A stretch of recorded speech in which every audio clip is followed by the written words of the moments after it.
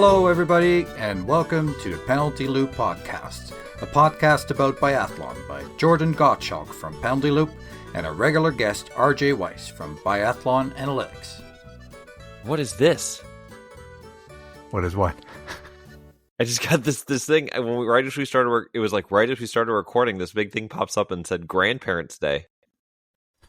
I don't know. All right. Maybe I'll leave that in.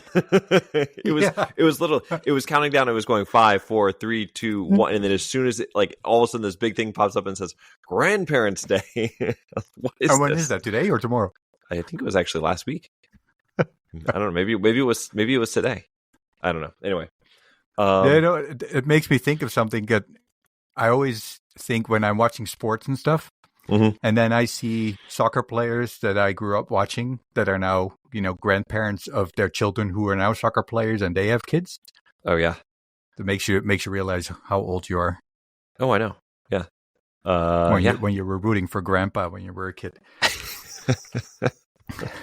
Yeah. Well, you're quite ancient now, so. Anyway. So I had this great start planned, and then you just took it away with your grandpa news. But question one, why are you not following single malt anymore? Yeah, I know. I oversight on my part. I don't know. So you will rectify that pretty quickly. It has already been rectified. And perfect, they already noticed. They've already DM'd me. We're all good. So don't worry. Okay.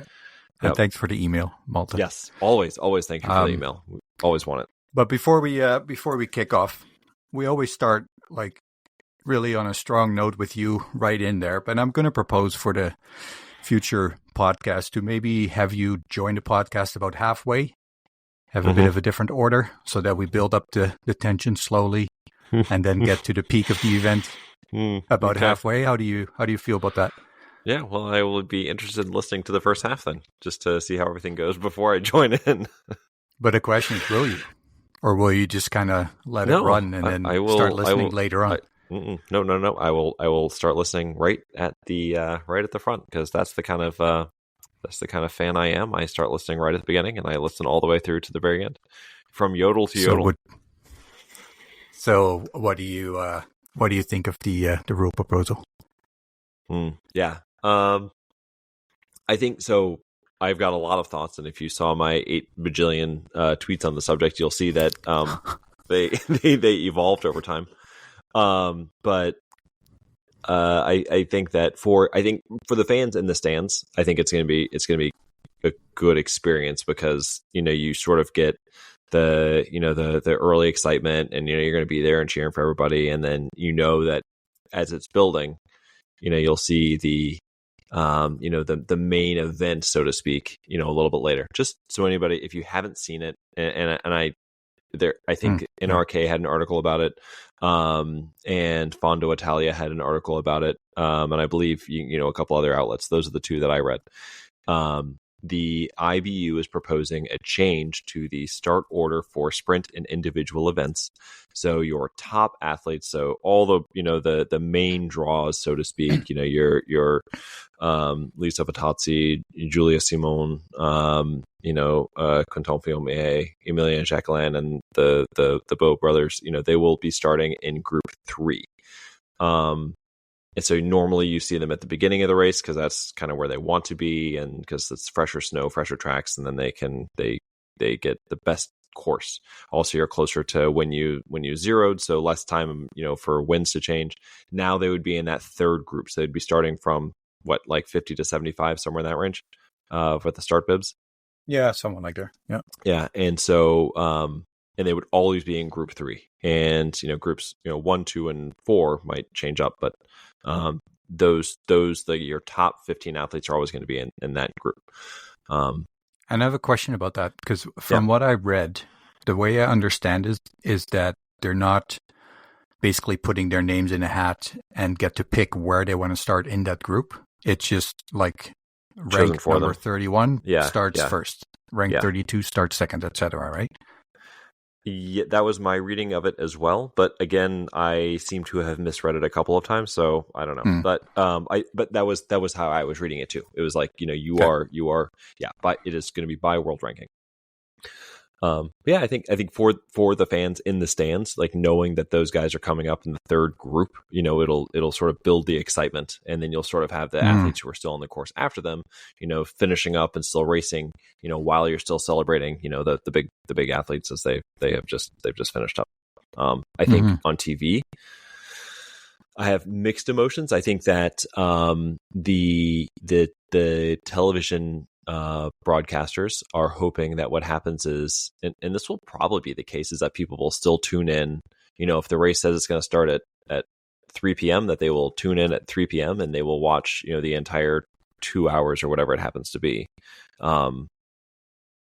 Even, and it will keep people tuned in. Whereas I could see now people, I think the argument going that they watch the first part and then tune out, progressively as the race goes along. I will say that for myself personally, because we are watching in the morning, and usually these races are during the weekdays. These are like the Thursday, Friday races. That for me, it is nice the current setup is nice because I can really focus in for the first, 30, 45 minutes, whatever it is, and then sort of keep one eye on it and one eye on work for the rest of the time.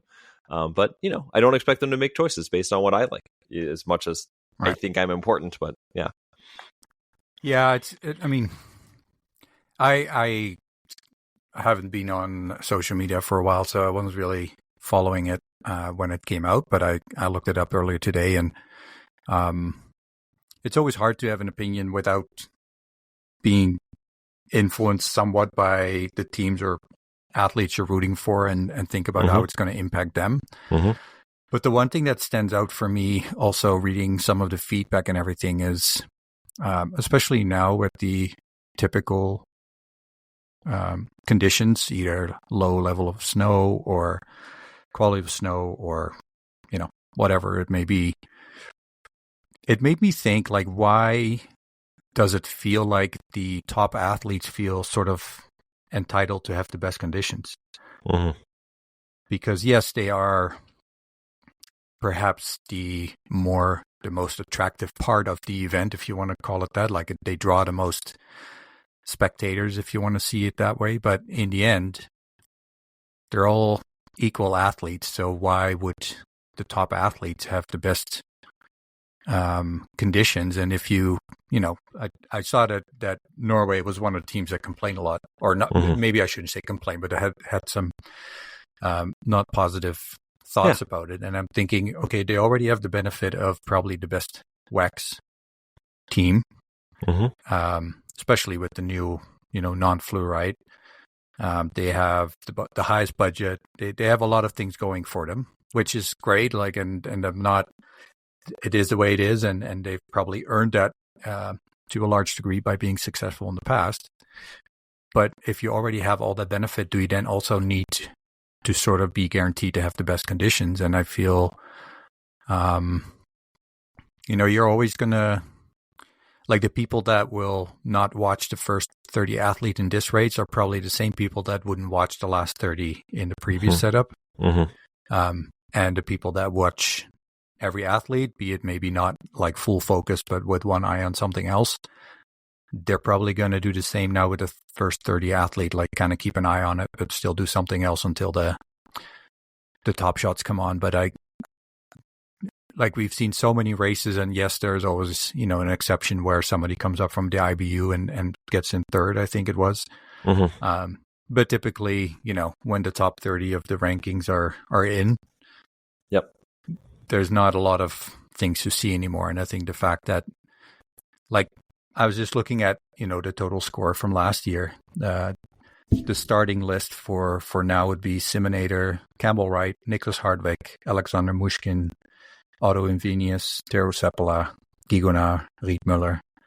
Like, we're not talking about, athletes you've never heard of. Like, these are still really good athletes that you're just going to see from the start. And then when they're like already on the track, then you're going to get some top athletes in there. So I don't know. I personally think generally, if you don't consider the impact on your favorite team or your favorite athletes, I think it will be more exciting. Personally, I think the nice thing too is that there probably be more options for me to see the Americans and Canadians race. Yeah. And then, still have that option to see the top 10 or top 30. Mm-hmm. And I don't know, like the biggest thing that can happen, I think, is that let's say 30 and up athletes are going to be a bit closer to the top athletes if, the weather turns out that way. And yeah, I mean, the track will be sloppier regardless, right? So it will be not to their advantage, but I don't know. That's maybe why they're the top athletes. They can fight through it. Why would it be and I say that in big quotes, but why would it be the weaker athletes that also get the crappier snow conditions? Yeah, I completely agree. As far as that goes, there was a great conversation that took place on Twitter. This is the great thing about social media. This is where the good aspect. There are a bunch of bad things, but this was really cool. So Ola Brandholm, who's the commentator for Swedish TV, and he posted some thoughts on it. And then, some fans chimed in. Coach Torgerson from the Polish team chimed in, and it was this really cool exchange of ideas, just about like different thoughts about the subject and different viewpoints from the TV point of view. So like Ola, he gave us just some, like, looking at the numbers, like the numbers do apparently fall off, as for the broadcast. And that's, looking at it from that perspective. And Coach Torgerson talking about how, it will give more opportunities for some like surprise podiums and top tens from maybe some people who are usually having to deal with the worst conditions, who are now going to be able to compete on fresh conditions, and we'll see what they can do, right? And see, are they able to surprise us a little bit more? I thought it was really neat. Again, the downside of social media is that sort of if you miss the moment, it's kind of hard to go back and find it. But maybe you can go back and look at their social media feeds and rediscover it. He had an excellent point too, where he said the top athletes are still close together. So they, compared to, the top 20, 30, they still have very similar conditions. And maybe they have a bit of a less of a benefit over the 30 to, I don't know, 70 or whatever it is. But, and that was an excellent point. And I also think, we can't just say conditions get worse as the race progresses, because how many times have we seen that, especially in an evening race, that it gets colder and that benefits some of the athletes, or, whatever the reason may be. So, I don't know. Well, and the wind. You never know what the wind's going to do. Maybe the wind is howling at the beginning of the race and dies down. So suddenly the shooting conditions get easier. Yeah. I am surprised a bit that it was really hard to find the actual rule change. Like I couldn't find anything on Biathlon World. And I'm a little surprised that it came relatively late. Like I don't, in the summer, it's not going to change their approach to the season, I'm guessing. But it's still a bit sort of surprised that this wasn't. I would think they have like this ready, year. And then at the end of the season, they say, "Okay, for next year, we're going to do it this way." Yeah. But maybe they also don't want to give the athletes too much time to bond together. And it sounded like Samuelson put up a petition or something. Yeah, and if you look at it, it's pretty much exactly who you would think aren't in favor of it. Samuelson, it sounds like a lot of the top Norwegian athletes heard that.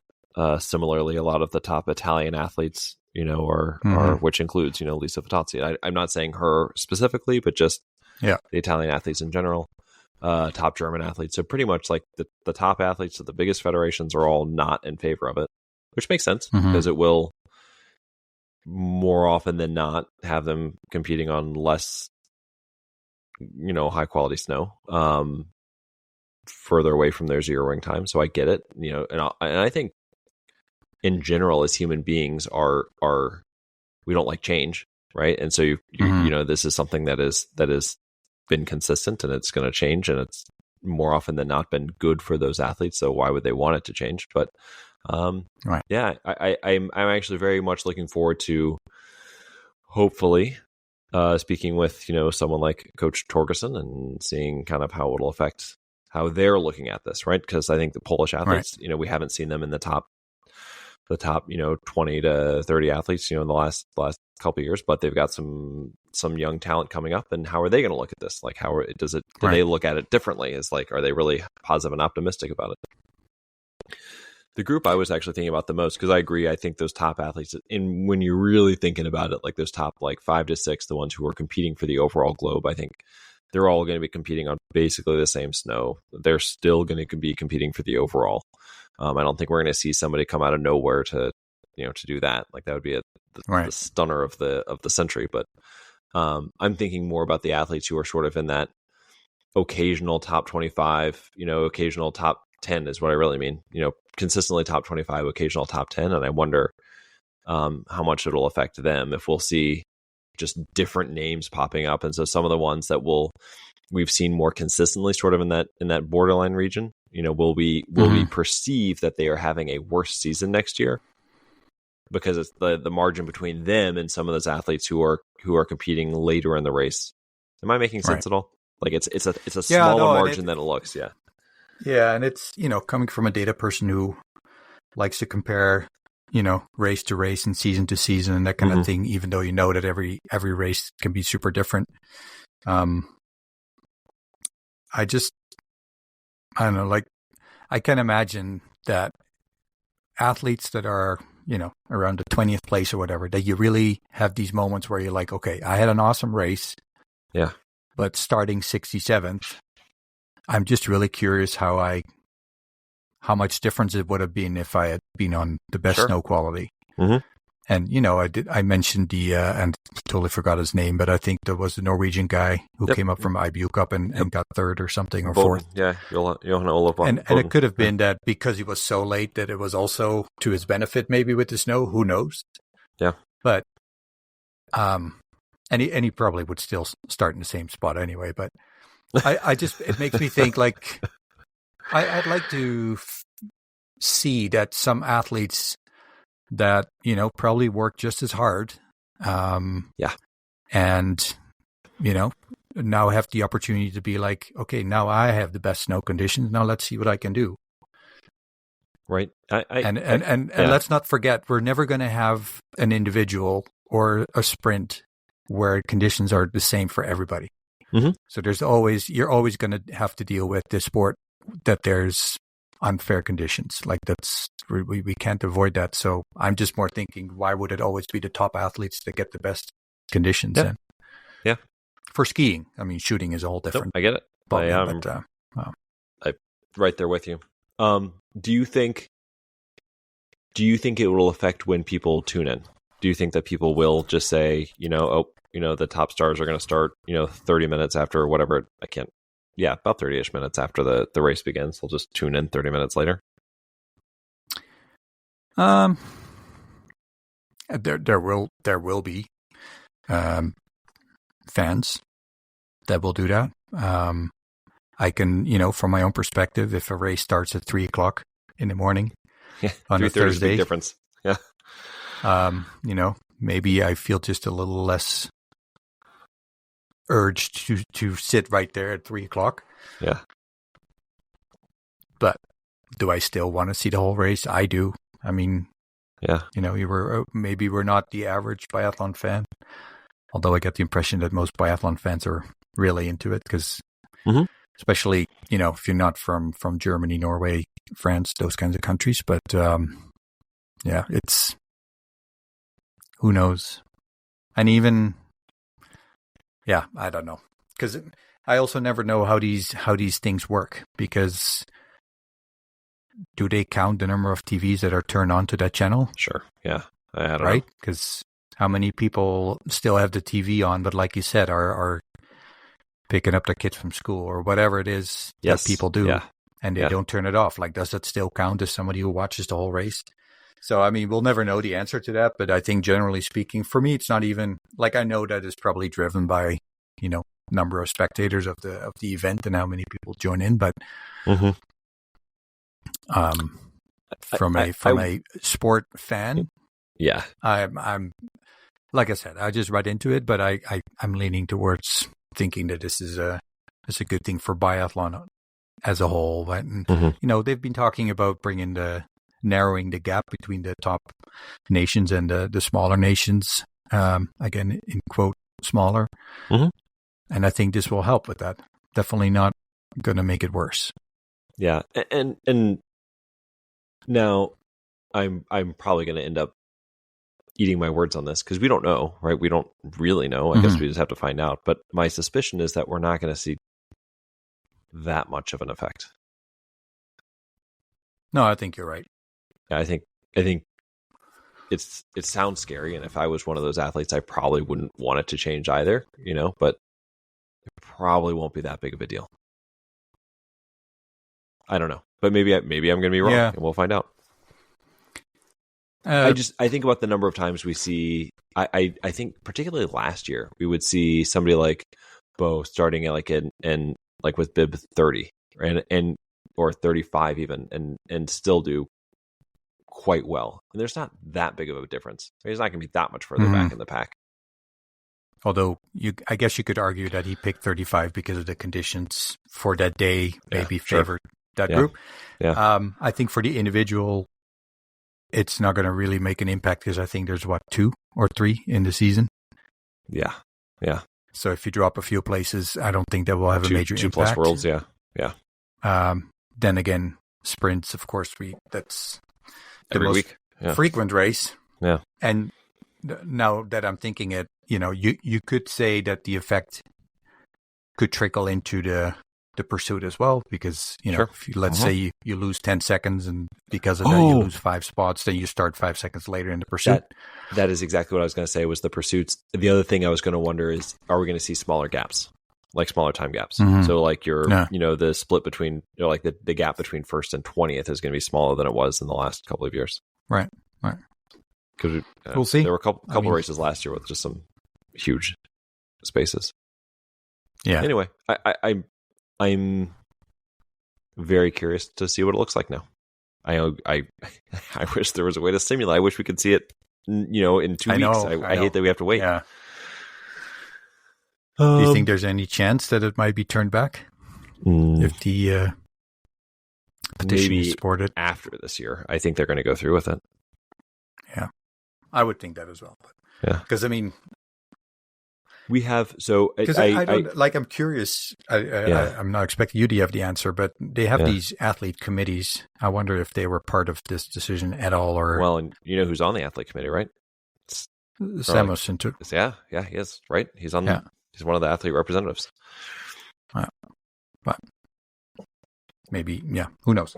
I think about this will be probably my last point on this. One of the things that Claire Egan talked about when we talked to her a year ago about, speaking of somebody I'd like to have back on, I think I would really like to hear what she has to say about this. But talking about how the IBU has to focus, not just on those top nations, but being, all growing the sport everywhere and being, supportive of the sport everywhere. And I think that ultimately, it seems like from what she was saying, there really is a focus on that, and you can see it in a lot of things the IBU does. Not everything, of course, but how much, because this does feel like an effort to do that, to like you said, help out some of the quote unquote smaller nations, the less well represented nations. I think like your Poland's or Canada and the United States, right? To give them more equal footing. Again, from the limited time I spend on it and from what I have read on it, it seems very driven by money in the end, because it's like, how do you get more people to watch it, more advertising, blah, blah. Like I said, I find it hard to see a negative change for smaller nations. Mm-hmm. Yeah. Like, if anything, this will bring it closer together. So. Yep. Yeah. Some other news. I don't remember if we talked about this before, but Janina Hetik-Valtz is pregnant, so we are going to be having yet another baby in the biathlon family and another mother racing. I know she wants to come back strong next year and wants to compete in the Olympics, but we talked a lot about moms on our last episode, moms who are competing in the Summer Worlds, and I love seeing this. I love seeing all these women who are saying, you know what, I don't need to wait, I'm going to do it now. Well, and if I recall correctly, we jokingly said about are women going to plan being pregnant so that, the next big event after the birth of the child, they're gonna be super strong. We've Super seen that strong. with They're Baba. all, We've seen I that know. with Justine Brézard-Boucher. Right? Yeah. And the way I read the news item was that Hetty Wells becomes a mother. Yeah. Her goal is the Olympics of 2026. Like, maybe we were onto something. Yeah, maybe that's it. Well, Biba did say the mom strength, right? So yeah, she had a great season last year. Had that silver medal at Worlds, and I think she was 10th in the overall. So I'm very excited. If they're gonna have a baby and they call her like Milano or Olympia, then we know. We know for sure. Yep, this is happening. Planned. This is happening. Well, the timing works out pretty well, right? Because I think she's due later in the season, so she'll have a full. It'll almost be 9 months before the season starts. So she's not going to try to pull off the 6-week recovery of Biba or whatever it was, that insanely short period. But that's very exciting. I shouldn't say hopefully. If anybody else wants to become a mother this year, I'd be very excited to see it. But I love it. I love seeing it. I think it's pretty cool.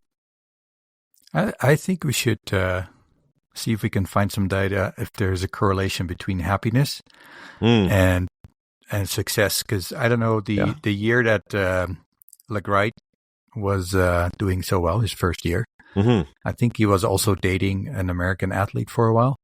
Oh, I don't remember that, but maybe that's at some point there was a shot of RJ. him doing a warm up lap with an American athlete, and I was like, when I don't know if you remember, but when you're in your 20s and you're dating, you're all like, butterflies and that kind of thing. Mm-hmm. Maybe that gives you an extra power and Honeymoon becoming stage. a mother and getting married and that kind of thing.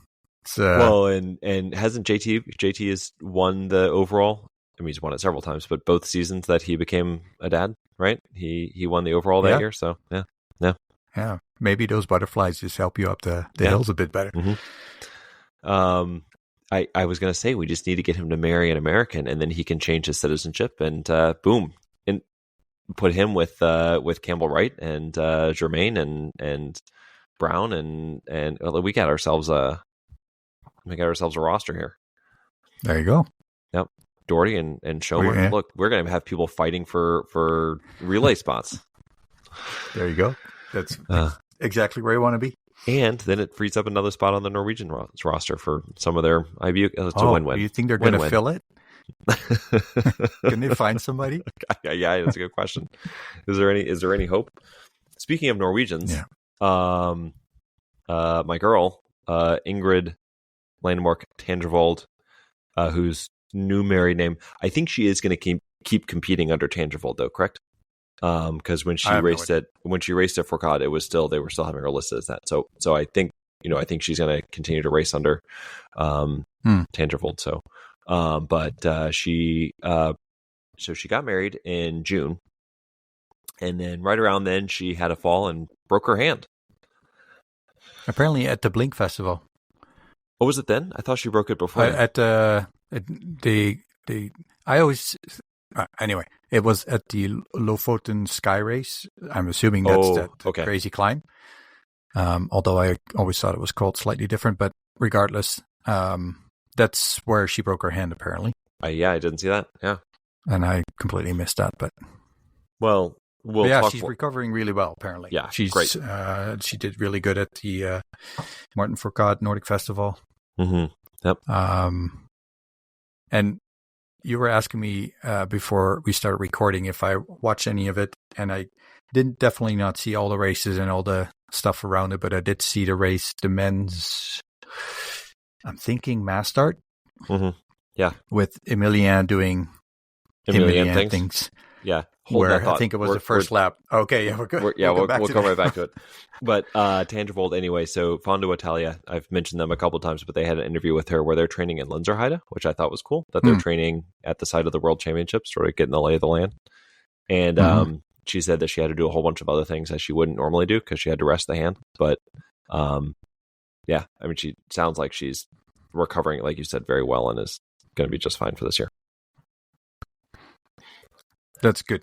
because And it would be her really teammate, you had a note about this. I didn't even see it. Her teammate Tarye, you had a note about some interesting things that he's been doing. Well, I think it's more distractions because and again, I definitely don't claim to fully understand what's going on, but it sounds like on his wedding he didn't want any magazines or big people taking pictures and everything, and kind of keep it close to the family. And then it sounds like one of the magazines or newspapers or whatever still got pictures, and now apparently some people are sort of challenging him that he made a secret deal with that magazine or newspaper, I guess, to make money, or who knows what it was. He's denying it, so I'm trusting 100% that that's not the case. But who knows?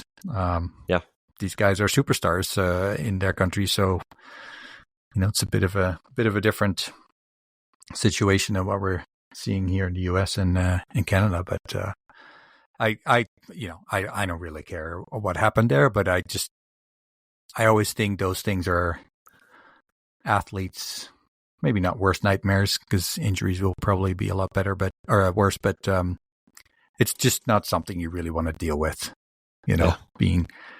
Being interviewed, and you want to talk about preparation for your season, and all it's about is like, did you pay people to take pictures at your wedding? Stuff like that. So never really good vibe from that. So I hope he at least he's experienced, and hopefully he doesn't get too affected by it. Or maybe it gives him motivation, or turn it into something positive. Yeah, he needs that extra motivation to get over the hump. He's got to chase his brother down. Yeah. He did so well last year, and just and he's got the super buff. Don't forget that. Oh, hey? He does. Yes, he does have the. Ooh, I wonder whether I wonder if that even made it out of Canada. I was just thinking that is that in the garbage in the bus that he took it right after, or is it lying on top of a shelf somewhere? Maybe it's with his baby. House. Doesn't he has a son? I think. Who knows? Yeah. But if there's anybody who can shake it off, I'm sure it's him. But I agree. It's not the conversation you want to be having, right? Right. But well, something else. A long time from now until November. Sorry. Yeah.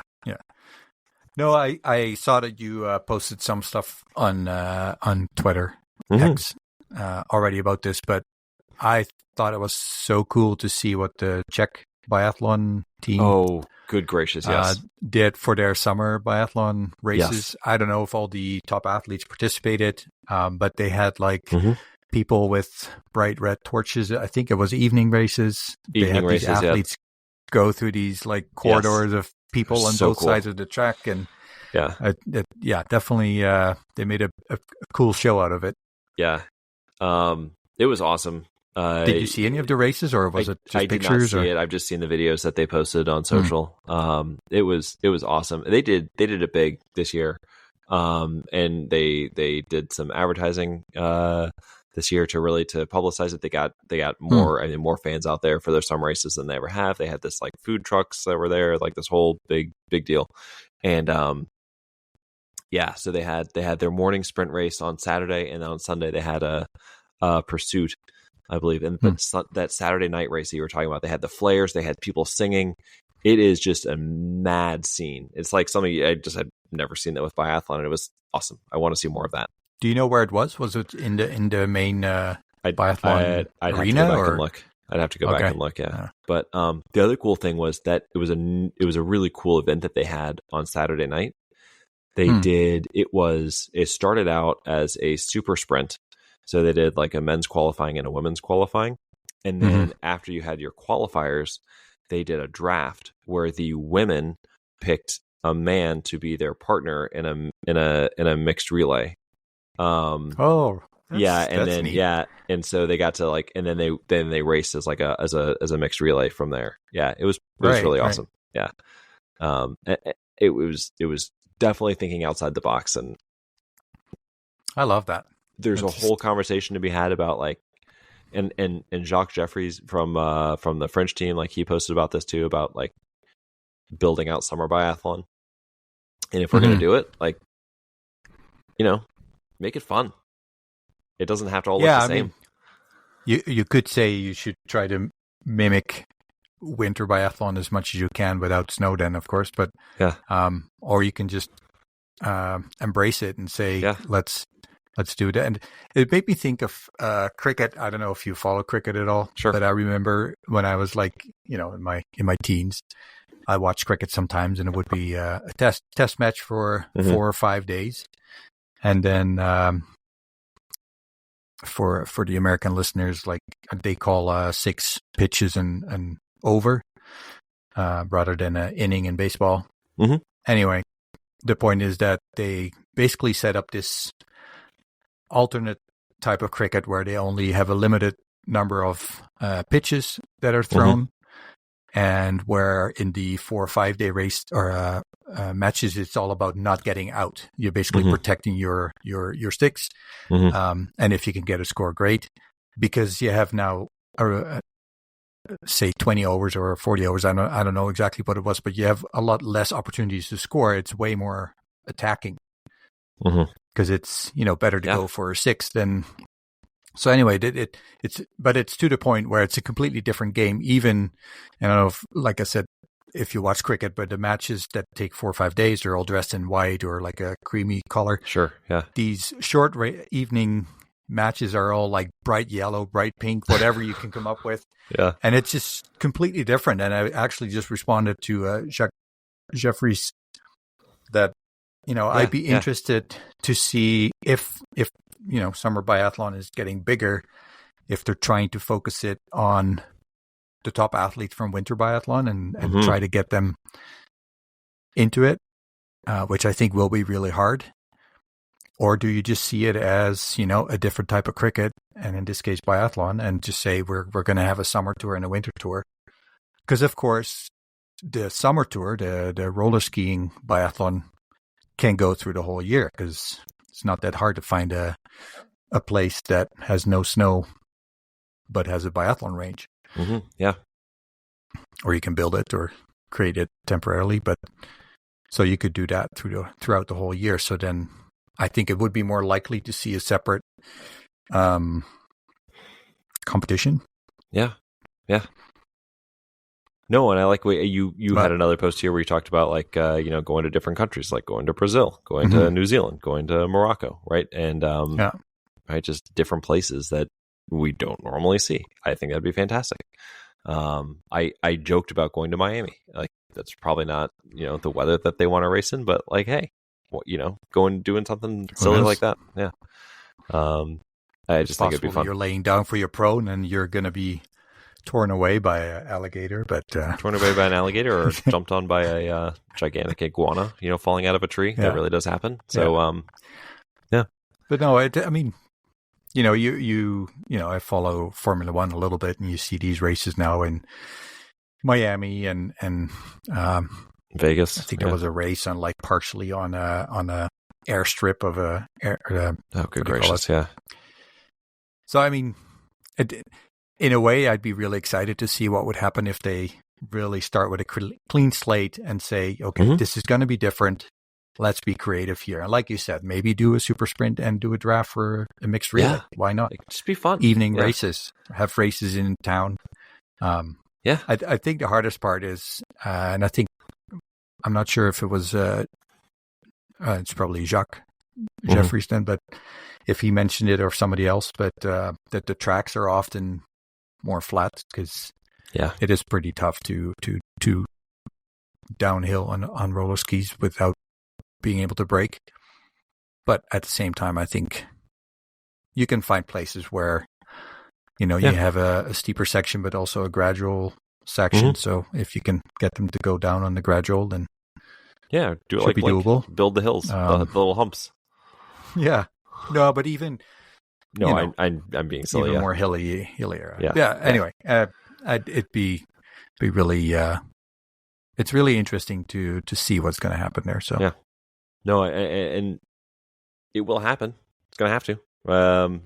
Not trying to be fatalistic about the sport, because we love it. But I think that it is in the best interest of the sport to explore and to start building Mm-hmm. summer biathlon before you have to. Or I shouldn't even say summer biathlon, but just not snow biathlon, right? Road biathlon. Yeah. Because eventually you're going to need it. I just can't imagine the tunnel idea. Like, No, it's I preposterous. know Norway has one, and in Germany there's one, but to build a tunnel like that, that is wide enough for. Wait, what is the cost of keeping that thing chilled? Yeah, I don't know. At but some point, even if that would be manageable, it's still like that needs to be such a crazy large facility, and then to have, because I think the ones that do have a biathlon range built in, it's only a handful of people. I don't know, have maybe 10 targets, if that. Yeah. So they have to have 30, and then it's. I mean, if one nation can do it, it's probably Norway or maybe Germany. Yeah. And I think just from a fan perspective, like, do you really want to watch it in a tunnel? Like, I would just rather watch summer biathlon or roller biathlon. No, you can paint crowd on the inside of the tunnel walls, I guess. Pipe in noise. I think you can be creative there too, but I mean, I just don't see that happen. Like, even if you would have two in the world that could host the World Cup, which I don't think is possible, but then still not gonna. Yeah. So anyway, it's kind of fun. It's sad that we have to think about it, but it's the reality, and I don't know. I think it could be exciting. I agree with you. Like, you can have some events. It doesn't even have to all be the same thing. Like, you can have a regular like summer tour that looks more like what we have with winter biathlon, and you can also have these other events that just take place on the side. You just I would say look at it like a clean slate. You can do a whole lot of fun things.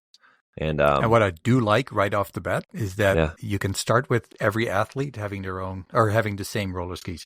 Yeah, right. There's no wax.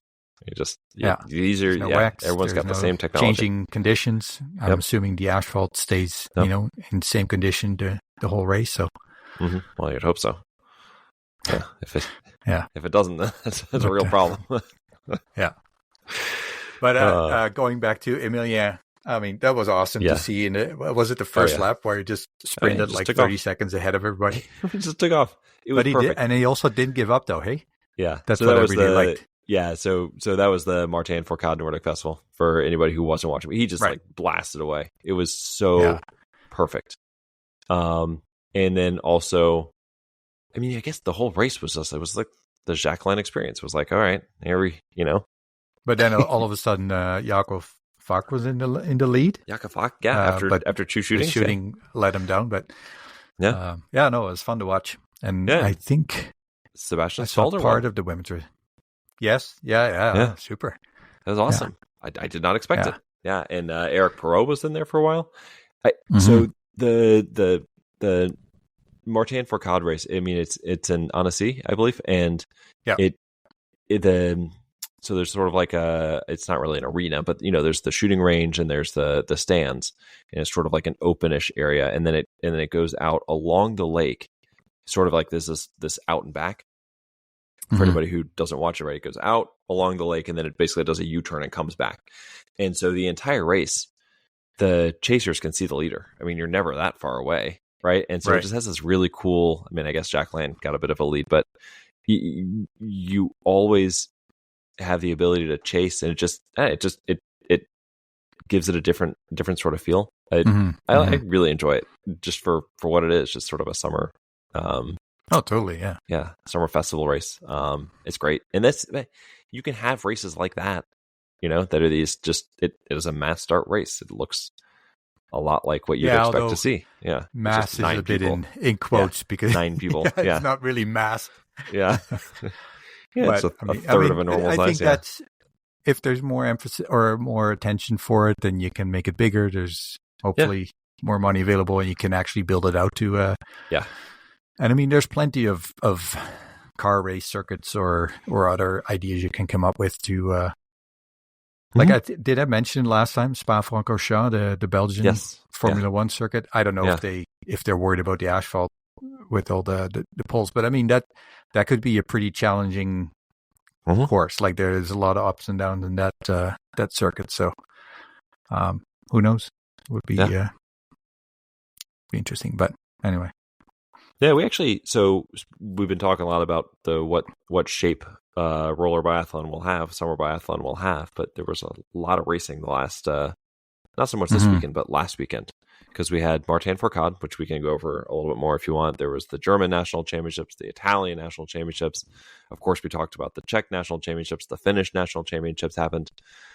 By the way, tracking down the Finnish National Championships, that was a little bit of a test. Well, I found even just finding just a result page for the Italian and German biathlon. Yeah, you have to go searching for it. Yeah, you have to go searching for it. I mean, extra window. I toot my own horn here, but if you go back to my so I've got a page on the website, the penaltyloop.com website. It's all about summer biathlon, and it's under the commentary tab, and it will have everything from this summer that's taken place so far of the big races, and then of course the Twitter feed has a bunch of that too if you scroll back far enough. Did you want to talk about any of those in particular? Yeah, they had a great. I mean, they kept the updates for the German. Okay. Yeah. The German National Championships. Yeah. Right.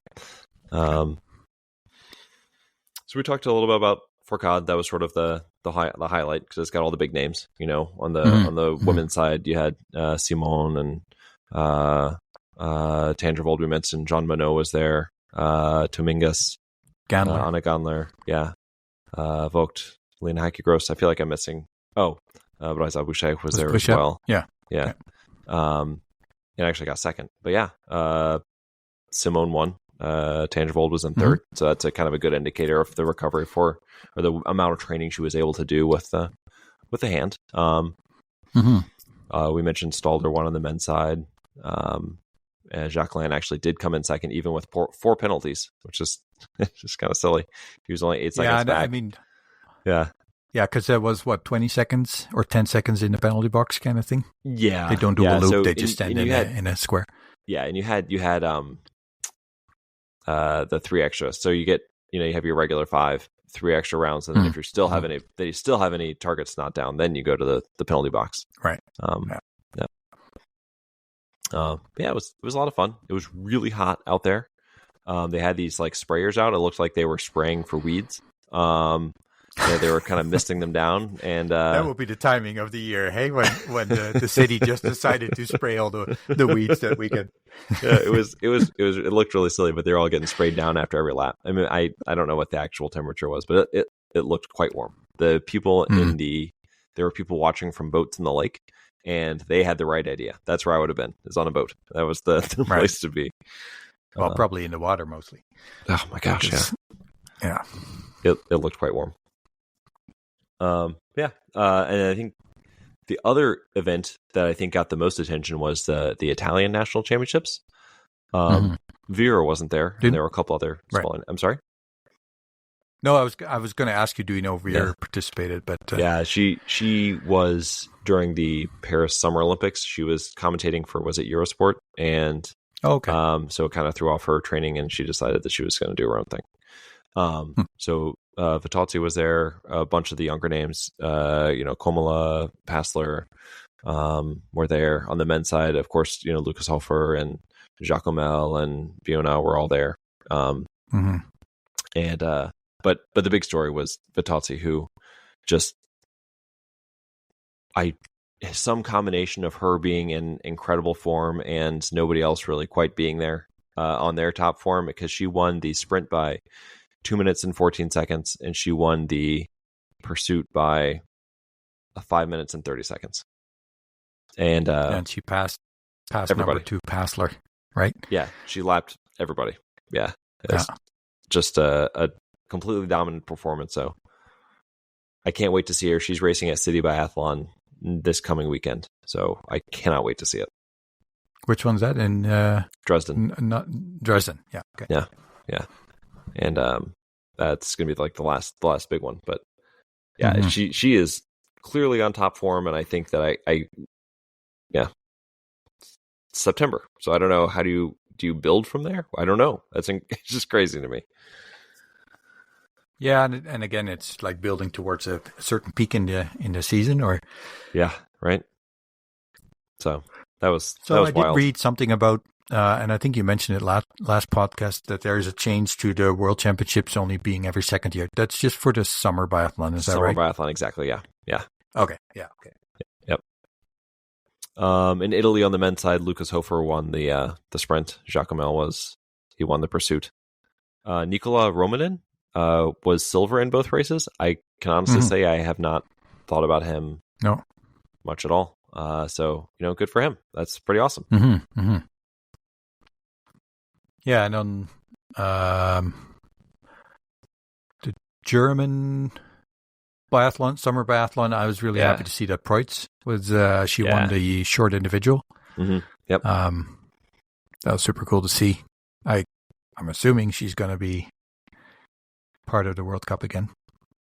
Yeah, I have to imagine. Right. So yeah, seems like she's all set and ready to go.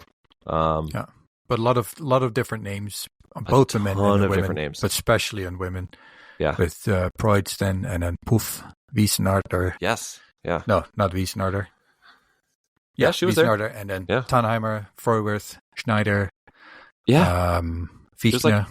Every race, the women just had felt like you just jumble up the names and pull out somebody new. Yeah. And Philip Horn. Yes. He had your man, your guy. Gold, silver, bronze. Yeah. Yeah. Yeah. So I'm kind of excited about him. So I think Justus Strello now has sort of taken the mantle as like the head of the top man on the German team, with Dole retiring and that whole generation moving on. But I'm kind of excited about Philip Horn. I think that he came up last year in the middle of the season and sort of, I think it was like that first weekend he had a pretty good finish, and it wasn't like amazing the rest of the year, but he was always solid. Yeah, I don't know. And the year before the past season, he was on the IBU Cup. Yeah. I remember meeting him in Canmore. Yes, I was going to say he was. Yeah, no, he had a good season in the World Cup last year. But yeah, they have a strong team still, but Strello with his really good shooting, and it's going to be interesting for the Germans. Yeah, I think that they will be, as a team, better than I think they will be, because that's the way it has gone the last couple of years. Is that both the last couple of years I've thought, they're going to take a step back, and then they're still there, right? They're still fairly competitive. So I think Strello's ready to take another step forward, and like I said, I'm excited about Philip Horn. Roman Reis can always be competitive. Speaking of the Germans, I don't even think we talked about it at any point, but Vanessa Vogt, she actually raced in the Fourcade festival, as did Johannes Kuhn, but Vogt was who I was going to mention, because I don't know if this is June or July, but she posted that she actually took some time away from biathlon for a while, just for mental health reasons. She was just feeling really kind of run down by it, and social media played a role in that too, I think. And I think and I know that was in the news before. It was, where people were just roasting her on social media if she had a bad race, and so from what I read and some personal translation, it sounds like there's the person Vanessa behind the athlete, and she was just really, really struggling, and she had a hard time building up the energy and the positive energy, and she wants to be able to start a race with a smile on her face and be excited. Yep. And if you cannot have that, then maybe taking a break hopefully will get her back on the right track, because I just would hate to see that she cannot get to the results that I feel like she's capable of. And I don't know if it's mostly the social media thing or if there's a lot of other things at play. Of course, just guessing here, but I really hope she can sort that out and be the best she can be. So, I've always appreciated when, I think Claire Egan talked about it, and definitely Tara Garrity-Motes talked about it a lot. Just sort of it's hard being high performance athlete like this. There's just a lot that rides on it. And yeah, every time I see these things, I'm proud of the athletes for doing something like this, because it's hard. It's hard to step away, but it just makes me sad, right? Whatever the thing is that is causing it. But even if it's just a small percentage of it is social media, it's just so sad that people can be that gross. It hurts. And I hope that what we do, I think that we try to do a pretty good job of it, is, being positive and, I don't know, just being fans, right? I don't think that we're unnecessarily critical. Anyway, I hope we're not anyway. No, but I also think if you comment about somebody performing and you for whatever reason feel that there's something negative going on, and you write that, but you write it with your own name and are open to discuss it and, have some thought behind it, not just yelling something. Yeah. I can't even think about what they're thinking, but I think as an athlete, we'd be sort of okay with that. Yeah. Yeah. Right? It can't always be super positive. Sure. But and that's fair. But if it's an engagement, then that's different. But if people are just like, you're the worst person ever, blah, blah, blah, and the Twitter handle is like X1944, then it's like, it's just. And I mean, I don't know, sometimes we're like, well, just turn off social media, but that's just, for me, that's not hard, as you've noticed, but when you're like it is for early me, though. 20s, that's how you, and I'm not. That's the norm now. And I'm not early 20s. Yeah, I don't know. And it's hard for me. Right. And well, there you go. Yeah. So I get it. And it's easier for me to sit here and say, oh, just turn off your mentions. Clearly I don't do that, so I can't in good conscience just tell people to do that. But it just makes me sad. I'm glad that she took some time away. I hope that she has found the joy again. And we've seen a couple, like Sarah Anderson did the same thing last year, and we've heard other athletes, Jacqueline, just taking the time away. So I every time I hear it, I am proud of them for doing it. It also makes me sad, but hopefully, we're sending positive vibes to absolutely. To Vanessa. And then last thing on the Germans, unless you had something else, Ports actually had some interesting comments after the weekend, basically saying that this was a checkpoint for her. She knows that there is some work still to do, but she's happy with where she is now, and definitely wants to be highly competitive come November. But she wasn't aiming to peak for this particular race, so this was just like just seeing where she is. Not aiming to peak. She still came away with a gold medal in the short individual. I think you got to be pretty happy with that, right? Yeah, fair enough. Yeah. Anything else that stood out for you, or for the Germans, or just in general? Yeah, we talked about the Czechs. I thought they had an awesome championships. I briefly wanted to mention the Finnish national championships, because I believe it was Otto and Vinius who had a little bit of a rough time at Summer Worlds, and he came back and won the individual in the Finnish championships by a huge margin. Nice. It was so he definitely came back and looked good. 3 minutes and 29 seconds was his margin, so nice to see that. But the sprint for the men, the gap between first and second was 0.2 seconds, so the tale of two races there. Yeah. But you got second, you said? Olli Hiedensolo won the sprint over Heikki Leitinen, who's a younger athlete. Yeah. It was a fun weekend. Yeah, and last Monday was fun because we had a new person in our Fast and Fossil biathlon group. Oh, who was it? Jack is her name. And I didn't know if you were saying that like Scott Gow came out and joined you, or Christian Gow. No. So she came by and she introduced herself, and I'm RJ, blah blah, and then at some point, she's shooting prone, and I'm just talking, I think, to my coach or whatever, and she's like, "Oh my God, you're RJ from the podcast." And she recognized my voice. And I'm like, it was so funny. I don't know. That's really so. If you're listening, Jack, I'll see you tomorrow. But that was hilarious. That made my evening. I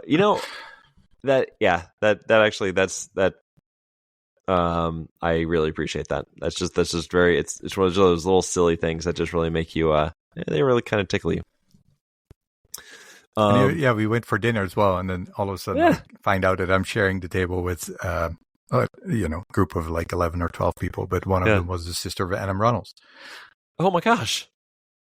Yeah, I need to get out there. I need to come compete, to come train with you guys. I know it happens in Kenmore.